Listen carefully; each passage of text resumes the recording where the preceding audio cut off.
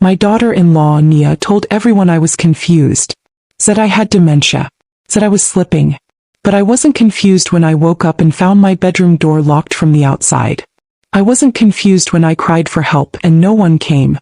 Before I begin my story, I just want to say thank you for listening to me pour my heart out. Let me know in the comments where you're listening from and what time it is. I love hearing from you. And if you haven't already, please hit the subscribe button. It helps me more than you know. Now let me tell you what really happened. I thought I was doing the right thing. Family sticks together, especially when grief is still fresh in the air. My son had only been gone a few months. I was still folding his laundry that didn't need folding. Still setting an extra plate at the table like he might walk through the door again. When Nia showed up with tears in her eyes and a suitcase in her hand, I didn't hesitate. I opened the door and welcomed her in. She said she just needed a little time. That she couldn't bear being in the apartment she and Robert used to share. I understood. I missed him too. She cooked the first few nights. Made her famous cornbread and even cleaned out the fridge without being asked. I remember thinking maybe this could work. Maybe the two of us could grieve together and get through it. Maybe it would be good to have someone around. The third week she brought up paperwork. We were sitting in the den and she came in with a manila folder and said, "Clara, this'll just take a second." She called it a basic caretaker agreement. Said it would help if I ever needed someone to speak on my behalf during appointments or manage prescriptions. She made it sound like it was all for me. It'll give me permission to help with things, you know? Like bills and errands. Nothing serious. I looked at the papers. I couldn't understand half of what it said, but I trusted her. She was family. I signed. The changes came slowly. First, it was the little things. She moved some of my clothes out of the hallway closet to make room for her winter coats. Rearranged the kitchen cabinets without asking. Said it was more efficient that way. Then one day she came into the kitchen and laid a printed paper on the table. I thought it was a grocery list. It was a rent invoice. At first I laughed genuinely. Rent? You must be joking. Nia didn't laugh. She stood with her arms crossed. It's only fair, Clara. This is a shared household now. I cover the utilities and food. The agreement allows for shared contributions. What agreement? I asked. The one you signed. You're listed as a tenant under my care. I'm the primary manager of the residence now. I couldn't believe what I was hearing. My name was on the deed. I'd lived in this house for over 40 years. I paid off the mortgage. I kept the walls standing with my hands in prayers. And now she was charging me rent? I tried to reason with her. Nia, I didn't sign anything that said you could take over. That's not what you said. Her voice flattened. It's all in the paperwork. You should have read it. From then on, everything shifted. She started treating me like a guest instead of the owner. If I left a light on too long, she'd scold me about the electric bill. If I used too much water in the garden, she'd tap on the window with a disapproving look. I told myself to stay calm. That maybe it would pass. That grief makes people act in strange ways. But then she started locking things. First, it was the thermostat. I noticed the house getting colder even when the outside air dropped. She put a lockbox over the dial. Said it was to control expenses. Then it was the pantry. One afternoon, I went to grab a can of peaches and found a small silver lock on the handle. When I asked why, she said she was rationing supplies for both of us. I wanted to tell someone. But who? I didn't want to worry Aaliyah, my granddaughter. She was busy with college and the last thing I wanted was to make her feel like she had to pick sides. So I stayed quiet. I thought I could manage. I thought I still had enough dignity left to keep my world from shrinking. Then came that night. We just finished dinner. It was quiet. I had asked her, politely, why she was still charging me rent if I couldn't even open my own pantry. She didn't answer. She just got up and went to her room. I washed the dishes in silence and went to bed early. When I woke up to use the bathroom around midnight, I couldn't open my door. At first I thought it was stuck. I jiggled the handle. Turned it left, then right. I pressed against it. Nothing. My heart started to race. I banged once. Then again. Nia. I called. No answer. I looked at the doorknob again. That's when I noticed the latch had been flipped. From the outside. She had locked me in. I stood there stunned. Then I felt something I hadn't felt since Robert died. Panic. I began to shake. My hands couldn't grip the handle properly. My chest tightened. I sat on the edge of the bed, tried to think. Maybe it was a mistake. Maybe she meant to unlock it before going to sleep. But what if she wasn't asleep? What if she meant to do this? I picked up the phone on the bedside table. Thank God it still worked. I dialed 911. Emergency services, what's your emergency? I tried to steady my voice. I'm locked in. My bedroom door. I can't get out. Ma'am, are you in immediate danger? I don't know. Please. I need help. I'm locked in and I don't know why. Are you injured? No. But I'm scared. I just need someone to come. Can you confirm your address? I did. I gave them everything they needed. Then I sat there on the bed, the phone still clutched in my hand, staring at the door that once felt like safety. I was 79 years old in the house I paid for, and I had to call the police just to use the bathroom. I didn't know what was happening, but I knew something had changed. Something I couldn't take back. The flashing lights lit up my curtains like lightning. I heard car doors shut and muffled voices outside. When the knock came, it was gentle. I was still in my nightgown, barefoot, standing by the door like a child who'd been sent to time out. My hand shook as I turned the knob, not that it mattered. I was still locked in. Ma'am? This is the police. Are you okay in there? I'm okay, I said, my voice cracking. But I can't open the door. I heard them fiddle with the lock, metal scraping metal. One of the officers asked me to step back, and I did. After a few seconds, the door clicked open.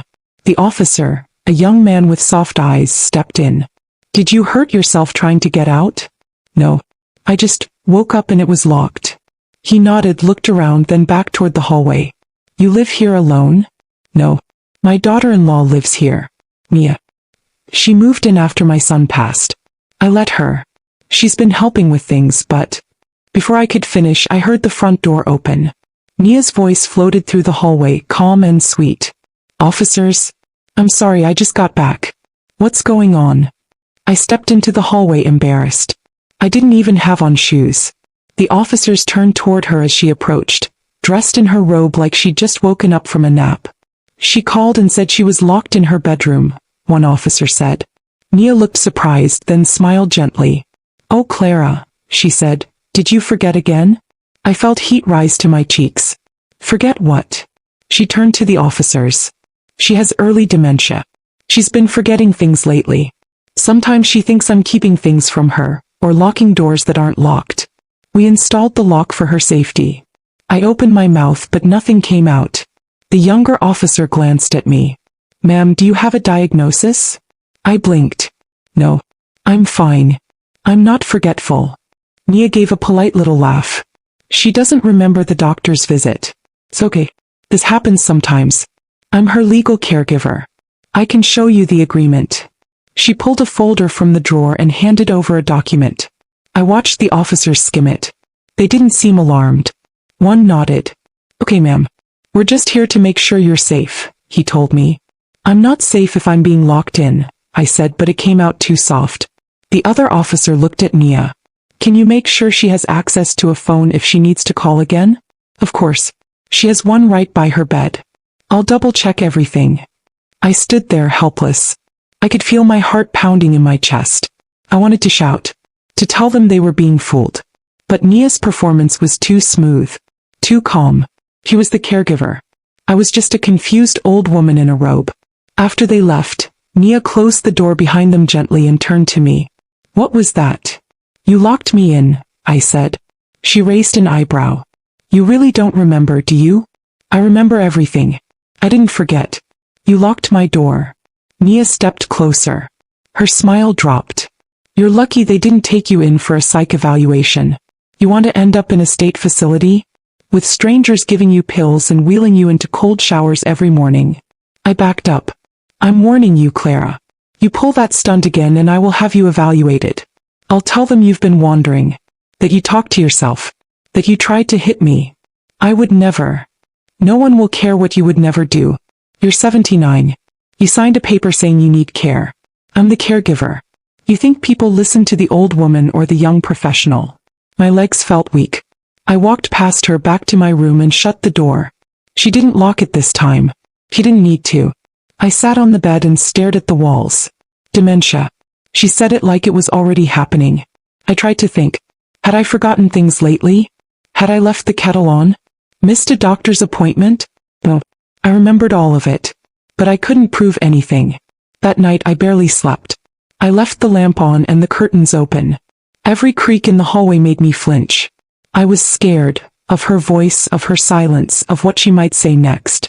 In the morning I found the pantry locked. A silver latch I hadn't noticed before.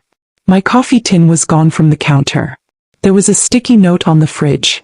Ask before using supplies. I opened the drawer and slipped a granola bar into my sweater pocket. Then I hid another under my pillow. That afternoon she was on the phone in the other room laughing. I didn't know who she was talking to, but I heard her say, "She's starting to slip more. I'll take her in for evaluation next time she acts out." I closed my door quietly. Later I filled my water bottle to the top and slid it under the bed. If she was going to make me feel like I was losing control, I'd at least be prepared next time. I didn't know how much worse things would get, but I could feel it coming. And this time I was listening. That night she came home humming. I knew something was coming the moment she walked in. Her voice was too sweet. Her heels clicked louder than usual. Her hair was styled, her nails freshly done, and she tossed her coat on the chair like she owned the place. I was sitting on the couch watching an old game show rerun with the volume low. I turned my head as she poured herself a glass of wine. "Going somewhere?" I asked gently. She glanced at me then smiled. "Just a quick trip to Chicago. Leaving tomorrow morning. 5 days tops." I sat up straighter. "And I'll be here by myself?" Nia took a sip and shrugged. "You'll be fine, Clara." I stocked the fridge. There's apples, eggs, some soup in the cabinet. I didn't say anything right away. I tried to think carefully like I always do now before speaking to her. "Can I get a spare key? Just in case." She turned to the sink and rinsed her glass. "You won't need it." My chest tightened. "Nia, please. If you're locking the gate again, I'd feel better having a key." She dried the glass then set it down without looking at me. "You'll be fine," she said again, a little sharper this time. "Just rest while I'm gone. Don't stress yourself." She went to her room and closed the door. I sat there for a while, alone with the flicker of the TV, listening to her pack. I didn't sleep well. I kept thinking about the gate, the locks, the way she controlled every little corner of the house now. I kept telling myself she wouldn't do it again. Not after what happened last time. But when I woke up the next morning, I knew immediately something was wrong. The light was coming in through the small window above my bed, a thin stream falling across the sheets. I pushed the blanket back and stepped into my slippers. My throat was dry, so I reached for the glass of water I kept by the nightstand. It was empty. I walked to the door, turned the knob, and it didn't move. I tried again, slower this time. Nothing. I jiggled it. Pressed. Pulled. The handle turned, but the door didn't open. It was locked. From the outside. I knocked once, then twice. "Nia." I called softly. No answer. I pressed my ear against the door. Silence. I shuffled back to the bed, then to the window and looked out. Her car was gone. She'd left already. I didn't panic at first. Not the kind of panic with screaming and banging. It was a cold kind of panic. The kind that settles into your chest and spreads slow. I looked around the room. I had a bottle of water half full under the bed, 2 granola bars I'd hidden in the drawer, and a banana that was already going soft. I sat down. She had done it again. No warning. No note. No explanation. Just gone with me locked in like some forgotten thing. I tried knocking again even though I knew no one would answer. The nearest neighbors weren't close enough to hear. I called out again, my voice cracking a little. "Nia," I said. "Please." The walls didn't answer. That first day I rationed everything. Sipped only a bit of water. Ate half a granola bar and forced myself to lie down. I told myself I'd be okay. 5 days. Just 5 days. But as the hours passed, my body felt heavier. My joints ached. My hands trembled. I kept going to the door like something might change, but it never did. By the second night I was dizzy. My mouth was so dry I could barely swallow. The banana had turned black. The last of the water was gone. I drank it slowly that morning, whispering prayers between each sip. I lay down on the floor because the bed felt too far. The ceiling looked warped. I think I was hallucinating. I remember pressing my forehead to the floor, trying to feel the coolness. But even the tile was warm. I don't know when I passed out. I remember blinking up at the window, trying to stay awake. I remember thinking of my son, of Robert. I whispered his name. I wanted to believe he could still hear me somehow. I wanted him to know I was trying. Then everything went dark. What came next felt like a dream. A door creaking somewhere else in the house. Footsteps. A girl's voice calling out, "Mom? Leah. My granddaughter." I wanted to answer, but my lips wouldn't move. I heard her again. Closer now. "Hello." Then a man's voice. Her boyfriend. "Babe, I gotta pee." "Where's the bathroom?" "Down the hall," she said. "Second door on the right." Then her boyfriend said, "This one's locked." "That's not the bathroom," she said. Footsteps again. Jiggling. The key turning. The light flooded in. "Oh my God, Grandma." I felt her before I saw her. Her hands on my shoulders. Her breath quick and shaking. He was crying. He kept calling my name. "Malik, call 911. Call them now." I heard the panic in her voice, the sheer disbelief. She kept saying, "It's okay, I've got you," but I could hear the fear behind it. I wanted to open my eyes fully to tell her I was still here. That I was trying. Her arms wrapped around me. I felt a blanket. A warm touch brushing the sweat from my forehead. "Stay with me, Grandma. Stay with me." Sirens in the distance. And then everything went quiet again. But this time I wasn't alone. I couldn't move. I couldn't speak. I knew someone had opened the door. I felt the light on my face, the air shift in the room.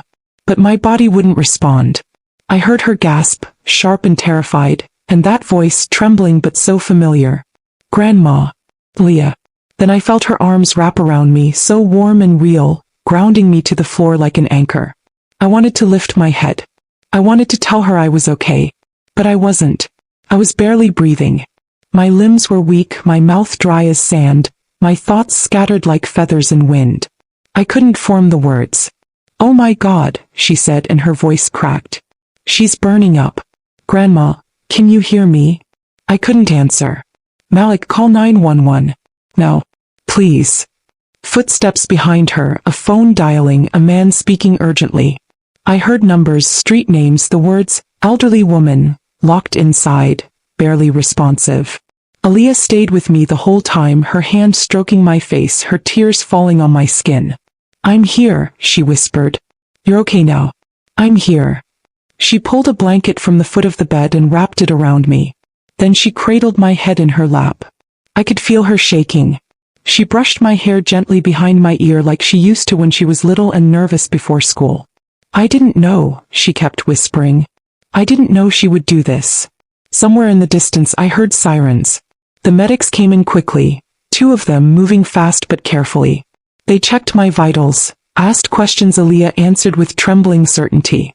When they lifted me onto the stretcher, the cold vinyl felt like relief. I still couldn't speak, but the rush of movement, the oxygen against my face, the voices guiding me out, it meant something had changed. As they wheeled me down the hallway, I saw the kitchen ceiling blur above me. I thought of Robert standing there with his newspaper pouring coffee in the morning. And then I thought of Nia cooking meals while quietly replacing everything that was mine. "Did you find her like this?" one of the EMTs asked. Aaliyah nodded. "We thought no one was home. I came looking for my mom, but the house was quiet." Malik asked to use the bathroom. I told him which door. He said it was locked, and I remembered. That's Grandma's room. She never locks her room. She was in here alone? Yes. She's been alone for days. I heard the tension in the EMT's voice when he said, "This isn't neglect. This is something else." At the hospital the lights were harsh. Machines beeped steadily around me. My hands were cold but covered now, held gently by a nurse while she inserted N4. The fluid stung a little, but it brought clarity. I could feel my mouth slowly regaining moisture, my chest rising easier with each breath. Aaliyah never left my side. She stayed in the chair next to my bed, holding my hand, wiping my forehead. When the doctor came in to update her, I saw her flinch at the words. Severe dehydration. She was locked in for more than 48 hours, likely longer. Her kidneys are strained and her muscle response is weak, but we're stabilizing her now. Aaliyah nodded, her face pale. "We'll report this to the authorities," the doctor added. "This wasn't an accident." Aaliyah squeezed my hand. "You're safe now, Grandma," she whispered. "I promise." Later that night, when the room was quiet and the machines hummed like distant lullabies, I managed to croak out her name. "Aaliyah." Her head snapped up. Her eyes filled again. "I'm here," she whispered, standing quickly. "I'm right here." I looked at her, really looked. The last time I saw her, she had been tense, distant, caught between me and her mother. But now, in the fluorescent hospital light, she looked like someone who had made a decision. "I tried," I whispered. "I know," she said. "I should have seen it. I should have asked more questions." "No," I said. "She fooled everyone." Her jaw clenched. "She won't anymore." Aaliyah stood and left the room briefly. When she returned, she had an officer with her. A woman in plain clothes holding a clipboard. She approached gently, like someone used to bad news. "Mrs. Whitfield," she said, "I'm Detective Larkin. I'm with the Elder Protection Unit. Your granddaughter reported that you were found locked in a room with no access to food or water. Is that correct?" I nodded slowly. "Had this happened before?" "Yes. I called the police weeks ago. He said I had dementia." They believed her. Aaliyah stepped forward. "I have pictures. I took them before the paramedics arrived. There were locks on the inside doors. Her food was in a drawer. Her phone was gone. My mom left town with the house sealed up like it was some prison." The detective scribbled notes. "We're going to open a full investigation." Aaliyah looked at me then. "We're not letting her get away with this, Grandma. Not this time." I closed my eyes. Relief washed over me, but so did something else, grief maybe, or disbelief that it had come to this. That the girl I opened my door to for help had nearly killed me. I didn't say anything more that night. But for the first time in weeks I felt sleep come without fear. Because I wasn't locked in anymore. And someone had finally heard me. They said I was lucky to be alive. That another day, maybe even just a few more hours, and I might not have woken up again. The doctors spoke gently, but the truth was sharp. My kidneys had taken a hit. My muscles were stiff, aching. I couldn't sit up without help. I hated that feeling of needing help, of being so small in my own body. But worse than that was knowing Nia did it. She left me in that room. Locked. Hungry. Forgotten. I was still in the hospital when the detectives came back. Not the polite kind with clipboards this time. These two wore badges on their belts and serious eyes. Detective Larkin returned with a partner, a taller man named Reyes. They sat beside my bed like they already knew what had happened but needed to hear it from me. "Mrs. Whitfield," Reyes said, "we're formally classifying your case as criminal elder abuse. We've already opened a file and notified the district attorney. But there are some things we need to walk through with you. Can you tell us exactly when your daughter-in-law left for her trip?" I nodded. "She said she was leaving on a Friday morning. Told me the night before. I asked for a spare key. She said no. Told me I'd be fine." "And when did you realize you were locked in?" "That morning. I woke up and the door wouldn't open. Same as last time. Only this time she didn't come back in a few hours. She left." "Did you have food?" "Water. A little. I had started hiding snacks under the bed. Water too. Just in case." Detective Larkin wrote something down. She looked at Aaliyah, who was sitting quietly in the corner of the room, her arms crossed tight over her chest. "We've collected your photos," Larkin said. "The locks on the inside doors. The drawer where she kept your food. We found more when we searched the house." My eyes widened. "You searched the house?" Reyes nodded. "Once we had probable cause, yes. Your granddaughter signed off on entry as a family member, and with your previous report it was enough." "What did you find?" I asked. "A lot," he said. "Multiple interior locks installed without permits. A document trail showing she was charging you rent. She had you signed as a tenant and herself as property manager on some fake lease." "But it's my house," I said. "It's been mine for 40 years. We know. And the deed is still in your name, which is why none of that paperwork holds legally. But it shows a pattern. She was isolating you, controlling your environment, and manipulating records to make it seem like she had authority. She told the police last time I had dementia," I whispered. "And we found that incident report. It's on file. Unfortunately, without visible harm or evidence at the time, they couldn't intervene. But now." Larkin opened a folder and handed me a sheet. "What's this?" I asked. "A sealed complaint from 5 years ago," she said. "From her elderly aunt. Same accusations: confinement, food restriction, false caregiver documents. The case was dropped when the aunt passed away before testifying. But it's reopened now as supporting evidence. I felt my heart drop. She did this before? Reyes nodded grimly. Yes. And this time it nearly killed someone. That moves us from elder neglect into attempted homicide territory. I looked at Aaliyah. Her eyes were red, but she didn't cry. She looked like she hadn't slept in days. What happens now? I asked. Nia was arrested this morning at the bus terminal, Reyes said. She never made it back to the house. Her charges include elder abuse, unlawful imprisonment, and attempted murder. She's being held without bail. I swallowed hard. My hands trembled slightly in my lap. I still can't believe she did this, I said softly. After everything. After Robert. She used your trust against you, Larkin said. But she's not going to get away with it this time. They left not long after, but the weight of their words stayed behind.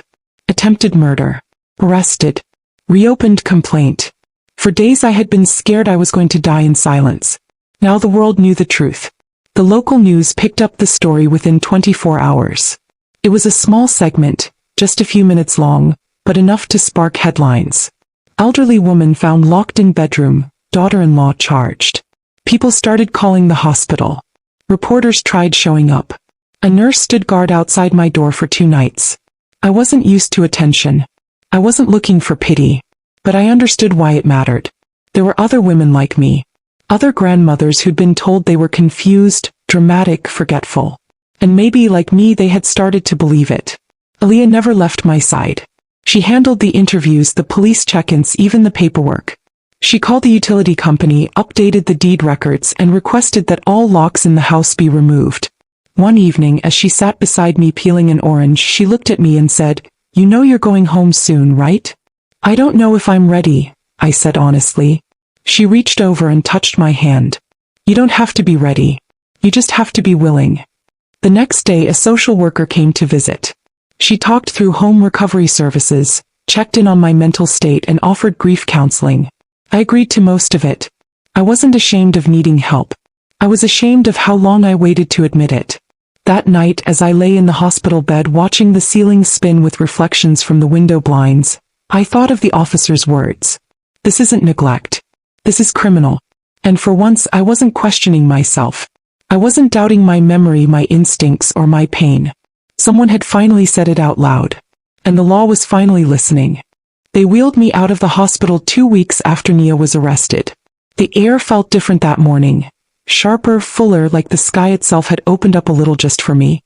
I was weak, still moving slow, still carrying bruises under my skin that didn't show. But I was going home. Not to a house run by her rules. Not to a bedroom with locks. I was going home for real. Aaliyah helped me out of the van. She walked beside me step by step, her hand steady under my elbow. I looked at the house like it was an old friend I hadn't seen in years. The same front steps Robert built with his hands. The same porch I used to sweep every Saturday. But something felt lighter now, like the shadows had finally peeled off the siding. The front door was already open. Inside it was quiet, peaceful. There were flowers on the kitchen table. A new lock on the front. This time one only I had a key to. The locks on the inside doors were gone. The cabinets were open. The pantry shelves were filled. And best of all, my bedroom door stood wide without a bolt in sight. I stepped in slowly. The bed was made. My slippers were tucked neatly beside the nightstand. The window was cracked just enough to let in the breeze. A photo of Robert and me sat on the dresser, one I hadn't seen in months. She must have tucked it away. Probably thought it didn't match her decor.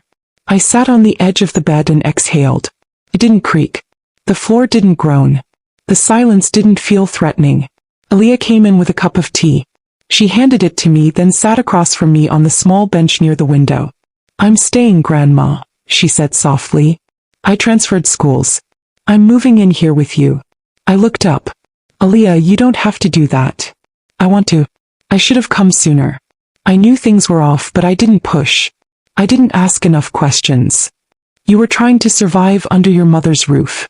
I know how she made people feel." Aaliyah shook her head. "She can't touch us anymore. You know that, right?" I nodded, but it still felt surreal. Like my mind hadn't caught up to the safety around me. "I testified last week," Aaliyah said quietly. She pled not guilty at first. Said it was all a misunderstanding. Claimed she was taking care of you out of love. Did they believe her? No. The judge looked through the documents. The locked doors. The caretaker agreement. The recordings. The hospital report. And then they brought up the old case, her aunt. The judge said her behavior was calculated, predatory and nearly fatal. That was the exact phrase. I stared into my tea. What was the sentence? She got 15 years. No parole for at least 10. A long silence passed between us. Not heavy. Just full. Aaliyah finally said, "Do you feel like yourself again?" I looked around the room. At the curtains I'd sewn years ago. The stitching still neat. At the quilt folded at the foot of the bed, the one Robert's mother made for us when we first married. At the little brass lamp that flickered just right in the evenings. My hand rested on the table steady. No more shaking. No more dread. Not all the way, I said. But I'm getting there. That night I walked barefoot into the kitchen and opened every cabinet just because I could. I turned the stove on for 5 seconds, then turned it off. I stood in the pantry and looked at the soup cans like they were gold. Later I sat on the porch while Aaliyah studied at the kitchen table. The sun was setting. The breeze carried the smell of damp grass and jasmine. I sipped my tea slowly the way I used to. She came out and sat beside me. "You want music?" she asked. "Just quiet," I said. We watched the sky darken, streaked with orange and rose. For the first time in what felt like forever, I didn't feel like a burden. I didn't feel small or silly. I didn't feel old in the way she used to make me feel, like I was a problem to be managed. Aaliyah leaned her head on my shoulder. "You're safe now." I rested my cheek on her hair. "I thought I was losing my mind," I whispered. "But it was her all along. She just made you believe you were." I didn't reply. I didn't need to. The next morning I opened the windows wide and made biscuits from scratch. The way Robert used to love. I sang while I mixed the dough. The radio played an old Sam Cooke song in the background, and the house seemed to hum with me. I moved slowly, yes, but each step felt like mine again. The scars are still there. I still double-check the locks before I sleep, still keep a bottle of water by the bed. But the fear is shrinking. And the shame, that awful quiet shame, is fading too. Because I didn't imagine what she did. Because someone believed me. Because I survived it. And I'm still here.